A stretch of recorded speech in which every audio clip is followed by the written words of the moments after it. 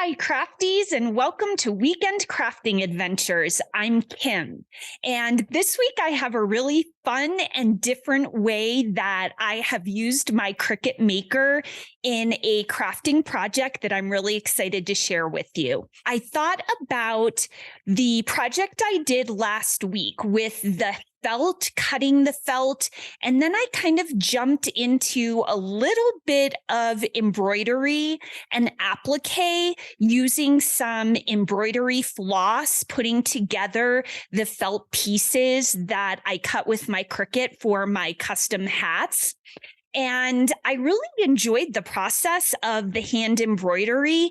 So it got me thinking about what else could I do with my Cricut. I've got all this embroidery floss. I really loved the process of the embroidering, learning that new craft.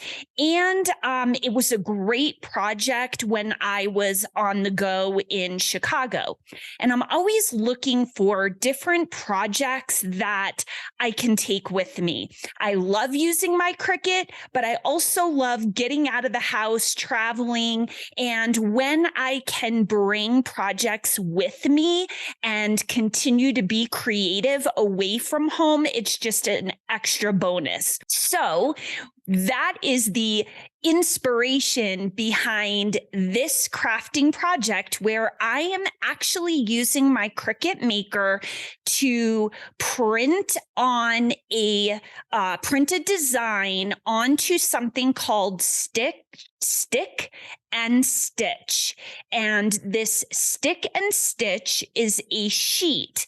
And what I'm doing is I'm having my Cricut print out an embroidery pattern onto the stick and stitch paper, and then I'm putting it onto a really cute jute tote bag that has a front pocket made of canvas, and I'm embroidering a monogram of the letter K onto the front of this little tote bag using the stick and stitch. That's going to catch me a lot today. So using the stick and stitch material that Cricut is going to create and draw my design on with my Cricut pens.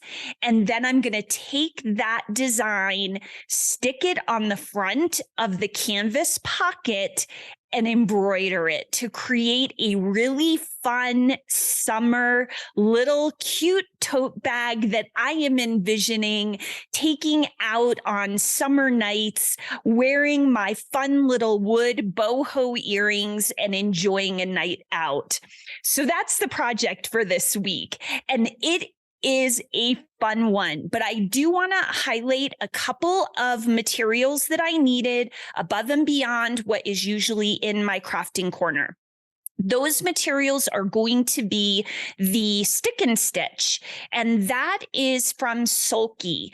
And that material I did buy online, and I was really intrigued by this material because what I read about it was I can have my Cricut print my design onto this stick and stitch material that's basically just like a sheet. It looks like an 8.5 by 11 sheet, but it's got kind of a fabric-y, sticky material on the top.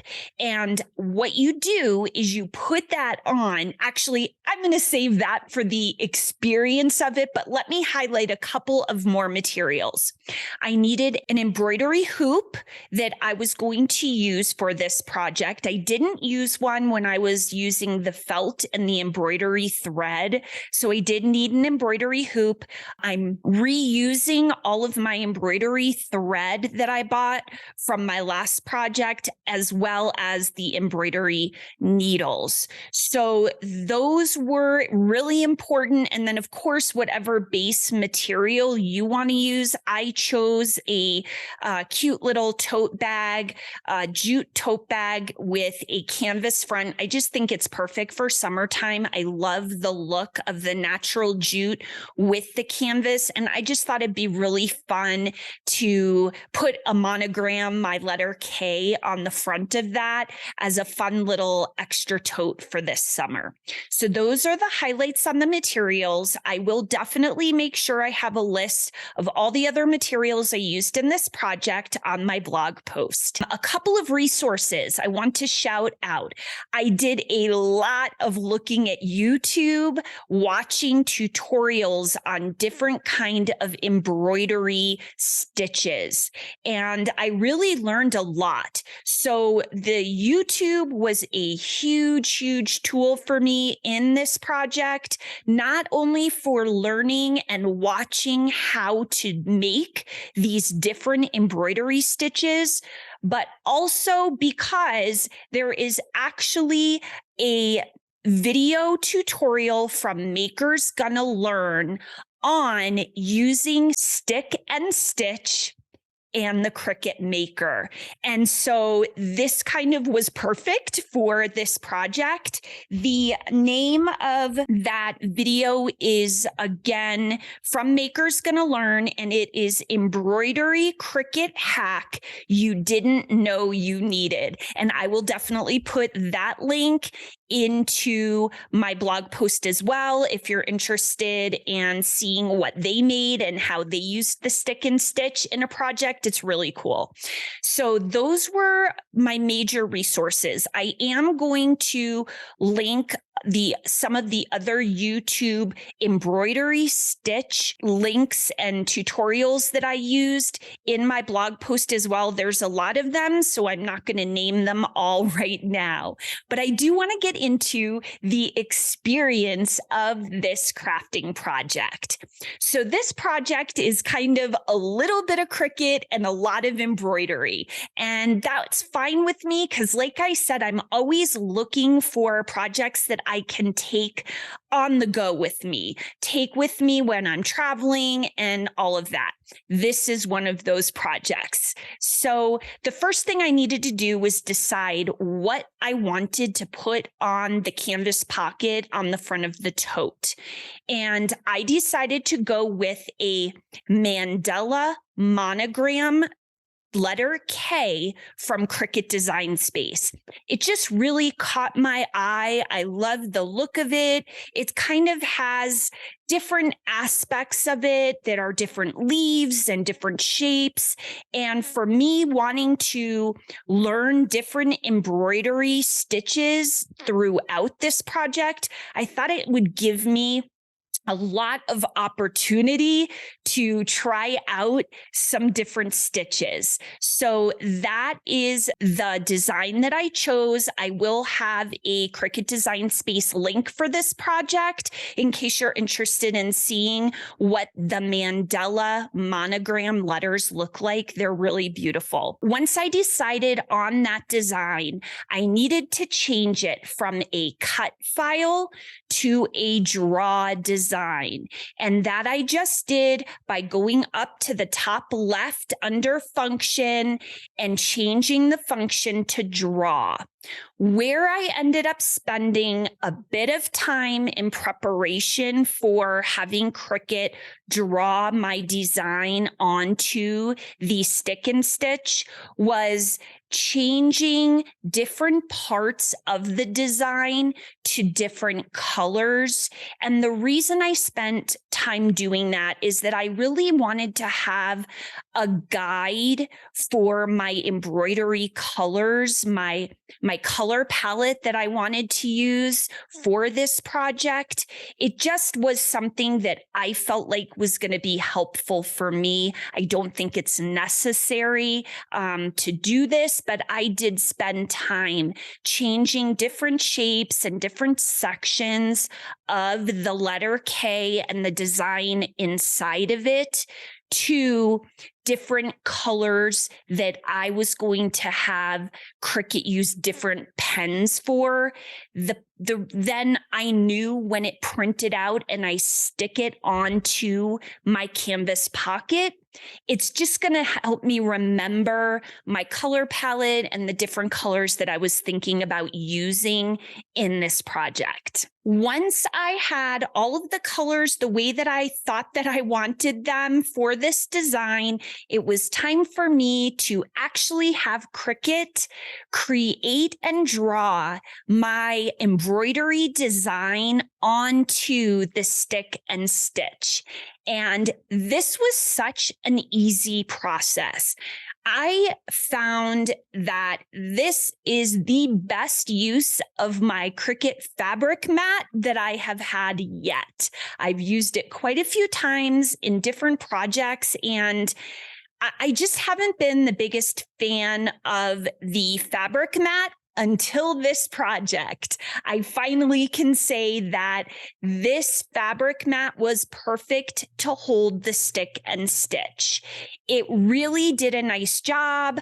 I just laid the 8.5 by 11 sheet of stick and stitch onto my fabric mat, braid it down with my brayer, and it was ready to go. After I got my stick and stitch onto my Cricut fabric mat, loaded it into my Cricut Impress to go, the only thing I needed to do was just follow along as Cricut told me what color marker to put into the clamp at the correct time. So I did use my Cricut fine point pens for this, and they worked great. That was a really easy process, and Cricut did a beautiful job drawing on the stick and stitch.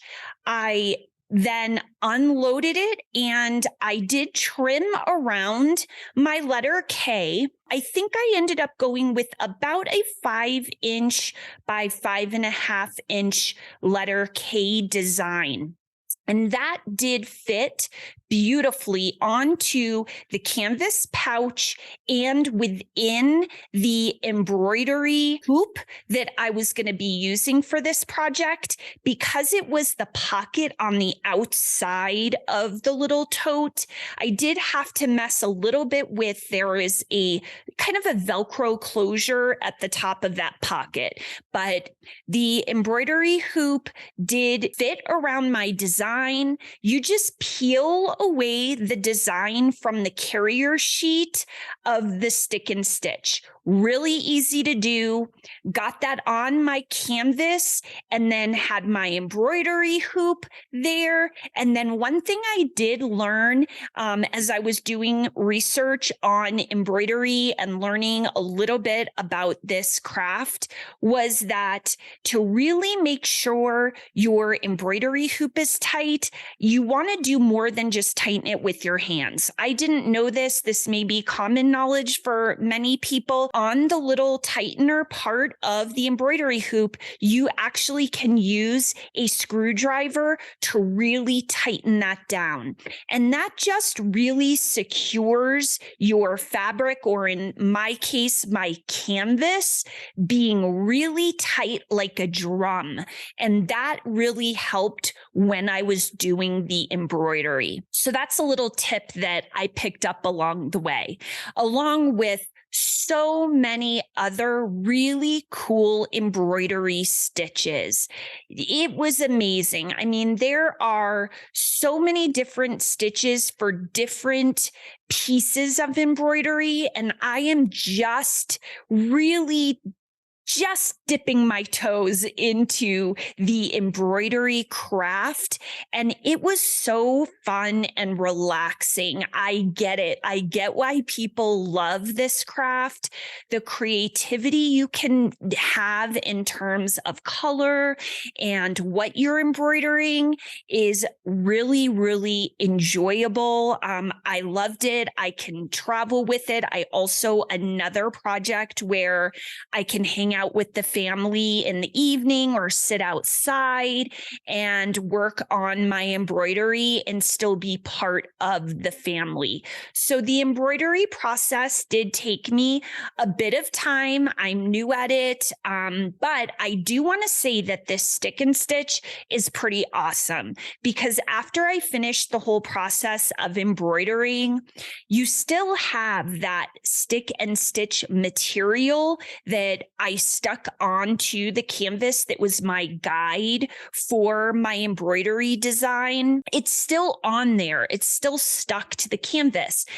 And the coolest thing about this is that all you do is rinse it in cool water and it just kind of melts right off of there. So really, this product is pretty amazing in terms of being able to design whatever you want for embroidery or punch needle or any kind of like stitching that you're going to be doing. This stick and stitch is amazing. Let me share with you my crafting keepers for this crafting project.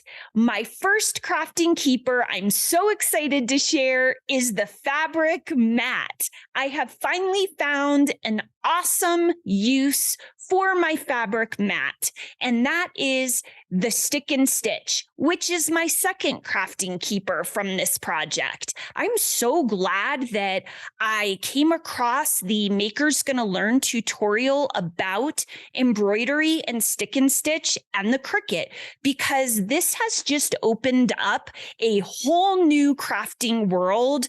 Being able to create a design and have my Cricut draw that and then be able to actually put that onto, like I did a canvas tote, blue jeans. I mean, the possibilities are endless. And now I kind of have a taste for the embroidery, the hand stitching. I've loved sewing for a really long time, but I haven't really yet gotten into the hand sewing and hand embroidering until this project. And I really loved it. So my satisfaction rating for this project is absolutely a 5. There are so many things that I loved about this project. I loved the ease of creating and having Cricut put a design onto the stick and stitch that I actually then got to put onto the canvas and create with the embroidery.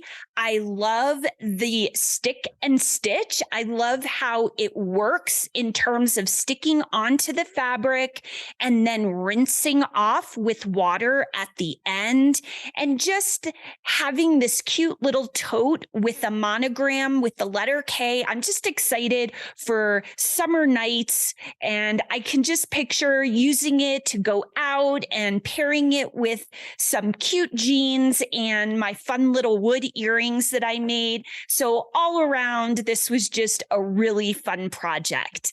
And I hope this inspires you to try some needle crafting by creating some designs with your Cricut. Until our next adventure, take care. That's all for this episode of Weekend Crafting Adventures. Now go get that Cricut machine off the shelf and get crafty. For more information on this crafting project, interesting tips, tricks, and techniques, visit WCApodcast.com. Until next time, when we embark on another adventure.